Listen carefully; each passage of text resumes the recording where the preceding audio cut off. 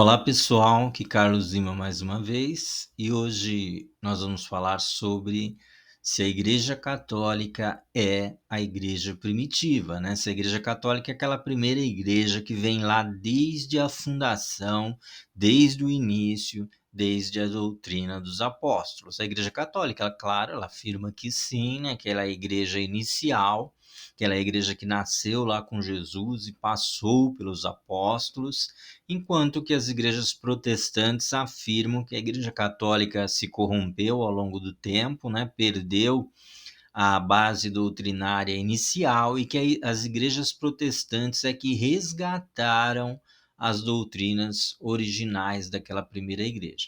Então, este é um daqueles temas que podemos dizer assim que cada um vai puxar a brasa para sua sardinha, né? Um afirma uma coisa, outro afirma a outra. Os católicos pegam o uso da palavra católica, que significa literalmente universal, né?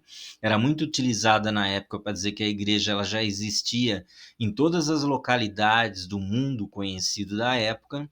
Eles ignoram todas as mudanças que existiram até se chegar ao modelo institucional que existe hoje. E ainda por cima ignoram a violência, né? A politização e os conflitos que fizeram com que a igreja, com que a instituição se estabelecesse praticamente através da força, rejeitando algumas heresias, mas aceitando outras misturas religiosas, né? E essas misturas religiosas é que transformaram o evangelho de hoje em uma fusão do que Cristo ensinou com muitas religiões e crenças consideradas pagãs em épocas anteriores pela própria igreja e também pela Bíblia. Um exemplo clássico é a adoração e veneração de imagens de escultura, prática que era totalmente condenada pela Bíblia e pela Igreja primitiva. E essa prática ela foi estabelecida pela Igreja Católica como institucional, como uma base doutrinária, né? Uma das bases aí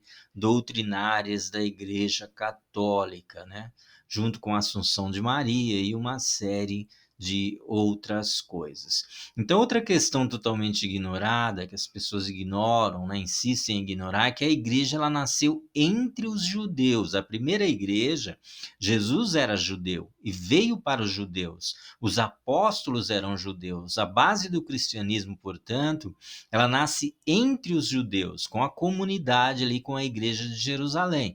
E só depois é que começa a nascer ali a igreja dos gentios, dos povos que não eram judeus, que se expandiu e essa igreja acabou sobrepujando a igreja dos judeus. Então, naquela época, cada localidade tinha sua igreja, tinha ali o seu bispo que cuidava daquela região, não existia uma organização central, existindo inclusive muitas divergências e muitas doutrinas que foram consideradas heréticas, gerando muitos conflitos e até concílios ali foram criados na tentativa de uniformizar as doutrinas e o entendimento do cristianismo que estava se expandindo ali muito rapidamente por todo o mundo ali, por todas as regiões daquela época. Então é muito difícil dizer quando e onde começa a igreja institucional na forma e modelo que conhecemos hoje. Alguns acham que foi ali entre o final do terceiro e quarto século que ela já começou a se institucionalizar dessa forma, né? Alguns outros acham que foi a partir do século sexto, enquanto que alguns historiadores eles concluem que foi só a partir do século XI, quando houve o cisma do Oriente, que levou o mundo cristão a se dividir em 1054 entre ortodoxos e os católicos, né? Então alguns acham que só após a divisão com a igreja ortodoxa é que a igreja se define como nós conhecemos hoje.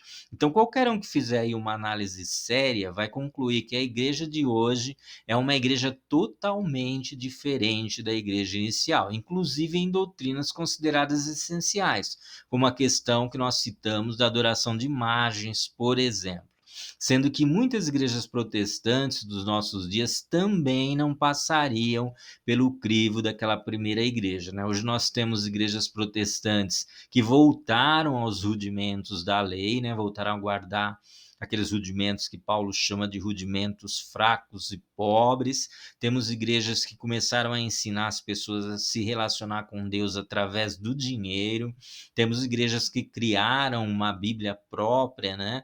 Uma Bíblia específica para se adequar à forma como eles enxergam o evangelho, e tem uma infinidade de mudanças que aconteceram em várias igrejas protestantes, que tornaram essas igrejas muito diferentes da igreja original. Então, a Igreja Católica atual é fruto de um desenvolvimento que se deu ao longo de muitos anos, onde, a partir de um determinado período, a igreja ela tentou se estabelecer como única, usando a força política, a violência, em alguns casos tortura e até assassinato e execução pública, inclusive, quando eles achavam que era necessário. Existiram ao longo da história muitos grupos que divergiram e foram eliminados. Quando eu falo eliminados, não é força de expressão, né? E divisões com a igreja ortodoxa e um grupo chamado de igreja copta, que ainda existe uma igreja bem grande ali no Egito. Esse grupo normalmente não é citado, eu não sei porquê, mas ele não. Normalmente parece que fica meio esquecido aí pela história. E por fim veio a reforma protestante. Ou seja, dizer que a Igreja Católica atual é a continuação da Igreja primitiva, para mim, não faz nenhum sentido, né? Começando pelas questões ritualísticas e doutrinárias, que possuem muitas diferenças, e também levando-se em conta que a igreja inicial ela não era institucionalizada, não era politizada, e sem falar dos outros grupos que existiam e que se separaram e até foram banidos pela igreja. Até porque a base da igreja primitiva, se nós fizermos uma análise séria, nós vamos nos dar conta disso. Não, a base da igreja primitiva não era o lado institucional, até porque ele nem existia, não existia uma instituição única que cuidava de todas as igrejas. A base que definia a igreja primitiva era a interpretação doutrinária. E nesse caso, a igreja ela já nasceu dividida em dois grupos. Você tinha a igreja de Jerusalém, né, criada pelos apóstolos judeus que criam em Jesus, que acaba depois tendo um conflito entre o grupo da circuncisão, que era um grupo de judeus que achava que para se tornar cristão você tinha que primeiro se tornar um judeu, se circuncidar e começar a guardar todos os elementos ali da lei de Moisés, e tinha o grupo ali dos apóstolos, e houve uma divisão entre eles ali por causa justamente da igreja dos gentios. E a igreja dos gentios, ela recebeu apenas a pregação da fé em Jesus Cristo, a pregação do novo nascimento, o batismo, a ceia, aqueles elementos ali que Jesus tinha ensinado, e eles não foram obrigados pelos apóstolos que levaram, Paulo, Barnabé e outros irmãos, não obrigaram eles a guardar a lei de Moisés. E esse grupo da circuncisão de Jerusalém, achava que eles tinham que guardar a lei de Moisés. Mas no fim os discípulos acabaram aceitando, né, a posição de fé da igreja dos gentios, ela foi aceita pelos apóstolos, e essa foi a igreja que acabou se espalhando por todo o mundo conhecido da época. Resumindo, a igreja ela não teve unidade plena desde o seu começo, ou seja, ela já começa dividida em dois grupos. E isso continua acontecendo ao longo de toda a sua existência. Nem entre os judeus existia esse tipo de unidade, né, institucional obrigatória. Existiam os fariseus, saduceus, os zelotes, os herodianos, e todos esses grupos, eles tinham linhas de pensamento diferentes, atuação e até interpretações diferentes a respeito da Torá. Porém, todos eram considerados judeus e tinham o seu papel dentro da sociedade judaica. Da mesma forma, a igreja cristã ela já nasce dividida nesses dois grupos. E os grupos acabam convivendo dentro das visões que tinham, divergindo no começo, porém depois do Concílio de Jerusalém houve um consenso, mas ao longo da história muitas divergências foram surgindo, ou seja, nada diferente do que acontece hoje em dia. Então houve violência no começo, mas às vezes aconteceu essa violência partindo dos judeus que não criam em Jesus e não dos próprios cristãos. Porém, no futuro, quem começa a tentar se estabelecer como igreja única entre os grupos cristãos divergentes foi justamente a Igreja de Roma, né? Logrando êxito devido ao seu poder político, que resultava também em poder militar, o que fez com que a igreja eliminasse todas as divergências e oposições de forma dura e autoritária, criando uma única igreja, baseando-se na repressão de qualquer linha de pensamento diferente. Então, como era basicamente a igreja primitiva? É claro que isso aqui é só um resumo, né? Isso aqui não é um estudo teológico, é um resuminho aqui para a gente ter uma ideia. Então, existem alguns livros considerados históricos que nos ajudam a ter uma ideia de como era a igreja primitiva do primeiro século, né? É claro, além de você ler ali Atos dos Apóstolos e as cartas, você já vai ter uma boa visão de como era. E também o livro História Eclesiástica de Eusébio de Cesareia, eu recomendo que você leia. Eusébio ele foi bispo ali entre o segundo e o terceiro século, e ele resolveu fazer, né, escrever o que tinha acontecido durante aquele período anterior ao ministério dele.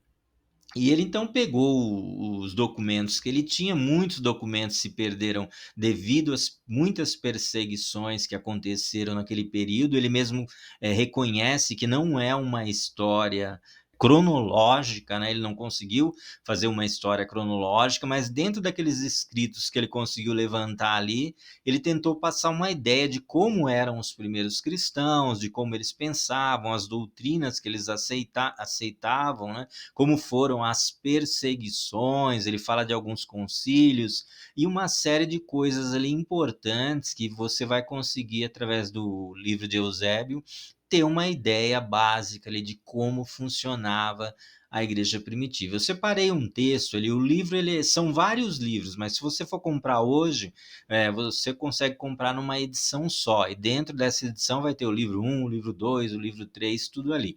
Então eu separei do livro 1 dois capítulos, né, o 7 e o 8. O Eusébio está fazendo ali a introdução dele, falando como Jesus era reconhecido pela igreja primitiva já no Velho Testamento, né, mostrando como eles usavam a lei, a Torá, e reconheciam Jesus ali no Velho Testamento. Então, nesses dois versículos, ele diz o seguinte: porque o que este nome significa é que o cristão, devido ao conhecimento de Cristo e de sua doutrina, sobressai por sua sobriedade, por sua justiça, pela firmeza de seu caráter, pelo valor de sua virtude, pelo reconhecimento de um só e único Deus de todas as coisas, Criador, né, de todas as coisas. E a atitude daqueles homens em relação a estas coisas em nada era inferior à nossa. Quando ele diz a atitude daqueles homens, ele está falando da primeira igreja, né? Que a atitude daqueles homens não era diferente em relação à atitude que eles tinham agora no terceiro século. Eles não se preocuparam com a circuncisão corporal, como tampouco nós, nem da guarda do sábado, como tampouco nós, nem da abstenção destes ou daqueles alimentos, nem de afastar-se de tantas outras coisas, como Moisés deixou por tradição para que se cumprisse como símbolos e que nós, os cristãos de agora, tampouco guardamos. Em troca, claramente conheceram ao Cristo de Deus que, como demonstramos antes, apareceu a Abraão, tratou com Isaque, falou a Israel e conversou com Moisés e com os profetas posteriores, né? Existe uma ideia de que no começo da igreja ali eles usavam apenas e tão somente a tradição oral que tinha vindo com Jesus, mas não foi só isso. Eles também usavam o que nós chamamos hoje de Velho Testamento e enxergavam Cristo ali, né, em todas as aparições que aconteceram no Velho Testamento. Uma coisa que muita gente ignora também é que nessa época, a partir do segundo século, começou uma tradução para o grego do que nós chamamos de hoje de Velho Testamento, da Bíblia hebraica. Essa tradução começou no século II antes de Cristo e já existia, né? Não sei se completa ou não, mas já existia essa tradução em grego, né, para o mundo grego, ali na época dos discípulos, na época de Jesus.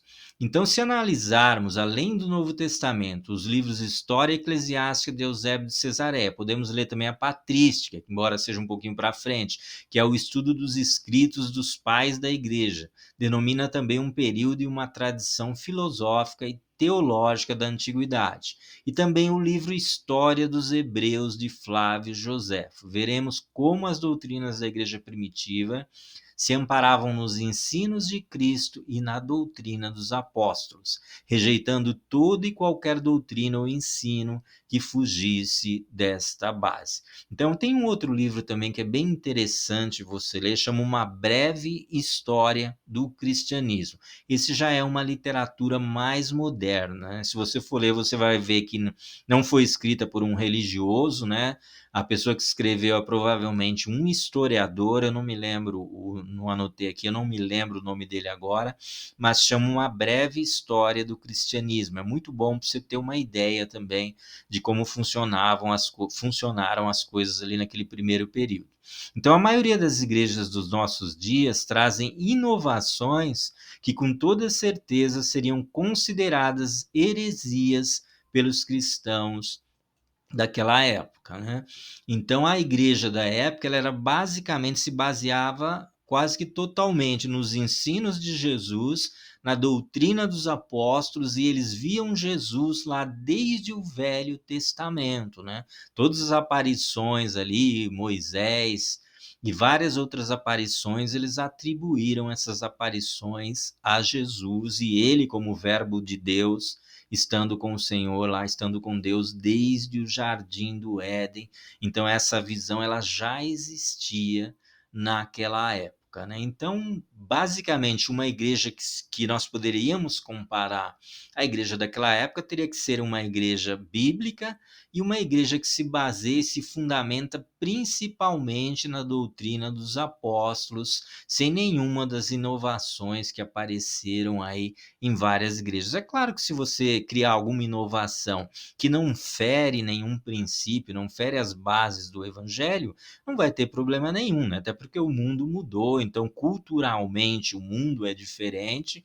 Então, desde que haja uma inovação e essa inovação não vá contra os princípios que eram considerados elementares da época, não haveria nenhum problema. Mas, por exemplo, a questão da adoração a ídolos, uma das únicas entre as poucas recomendações que os apóstolos dão para a igreja dos gentios, uma delas é fugir da contaminação dos ídolos. Isso fica muito claro nas escrituras ali na Bíblia, e já era extremamente claro entre os judeus, lembrando que a primeira igreja surge entre os judeus. Então não tem como você falar que isso não era uma doutrina básica no começo da igreja, tá bom? Então, basicamente é isso. Se você quiser saber um pouquinho mais e fugir das narrativas, porque senão a pessoa vai ficar presa à narrativa, né? Tem a narrativa de um lado, tem a narrativa de outro, tem a interpretação de um lado,